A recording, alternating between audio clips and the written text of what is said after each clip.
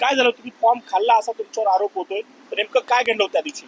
सगळ्यात महत्वाची गोष्ट की जे काही आता वर्तमानपत्रामध्ये किंवा आपल्या मीडियावरती जे काही दिसत आहे येत आहे की फॉर्म खाल्ला वगैरे तसला काही प्रकार औचित केलेला नाही मी. आणि राहिली गोष्ट की सगळ्यात महत्वाची गोष्ट की माझ्या वरिष्ठ पातळीवरती वरिष्ठांना आमच्या सचिव जे आहेत एकनाथ शिंदे साहेबांचे आमच्या पक्षाचे जे मेन सचिव आहेत संजयजी मोरे साहेब, मी त्यांना विचारणा केली की मला काय जो फॉर्म देण्यात आलाय परत दुसऱ्याला कुणाला फॉर्म देण्यात आलेला आहे का, तर त्यांनी सांगितलं नाही, बिलकुल नाही, कुणालाही फॉर्म देण्यात आलेला नाही. मग मी पुणे शहरातल्या पदाधिकारी जे वरिष्ठ आहेत त्यांनाही विचारणा केली की फॉर्म दिला आहे का कुणाला दुसऱ्या कुठल्या पक्ष कार्यकर्त्याला, ते म्हणले बिलकुल नाही.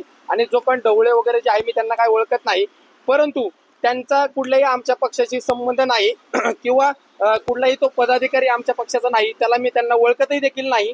परंतु ज्यावेळेस मला कळलं की कुठंतरी माहिती मिळाली की तुम्हाला फॉर्म त्यांनी कुठंतरी गपचिप तिकडे कसा मिळवला विरोधकांच्या माध्यमातून मला काय माहित नाही. बरं, तो फॉर्म तुम्ही खाल्ला असा आरोप होतोय, काय झालं नेमकं? नाही, मी जर खाल्ला असेल ना तर 100% झालं काय? मग तुम्ही सांगतो ना तेच. मग मला जशी माहिती मिळाली की काय कुठेतरी फॉर्म कुणीतरी सबमिट केला विरोधकांच्या माध्यमातून, काय षडयंत्र आहे मला माहित नाही आमच्या पक्षाला बदनाम करण्यासाठी.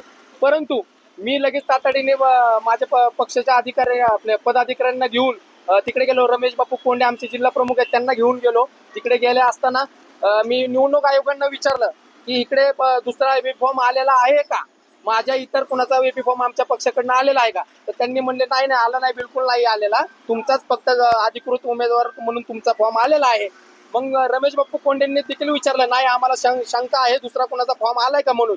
तर ज्यावेळेस विचारणा केली तरी देखील त्यांनी आम्हाला खोटं सांगितलं निवडणूक आयोगाने, नाही तुमचा एकच फॉर्म आलेला आहे म्हणून. जर एकच फॉर्म आलाय तर दुसरा आला कुठनं म्हणून आम्ही चेक करायला लागलो.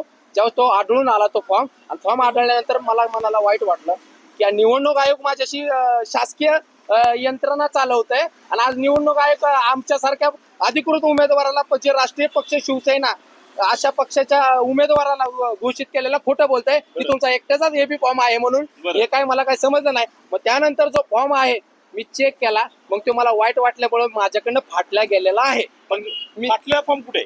मला काय माहिती, तिथंच गोंधळामध्ये कुठं पडला काय घडलं मला काय ते माहिती नाही. निवडणूक अधिकाऱ्यांनी तक्रार दिली की त्यांच्यासमोर तुम्ही तो फॉर्म खाल्लाय म्हणून त्यांनी तक्रार दिली. बिलकुल नाही. जर तसं जर असेल तर कुशाल मला असं जसं मग समजतं की त्या खाल्लाय म्हणून माझ्यावरती गुन्हा दाखल करण्याची काय प्रक्रिया त्यांनी केलेली आहे, म्हणून त्याचं खंडन करण्यासाठी मी स्वतः पोलीस स्टेशनला आलोय बघण्यासाठी की माझ्यावर गुन्हा दाखल केलाय तर कोणता केलाय आणि का केलाय ह्याची विचारणा करण्यासाठी मी स्वतः आलेलो आहे.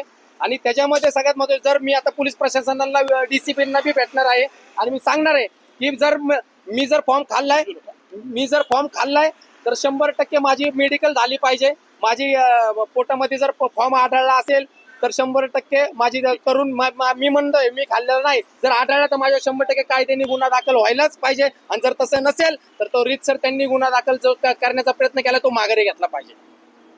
एवढंच मी आपल्याला सांगू इच्छितो. जय महाराष्ट्र.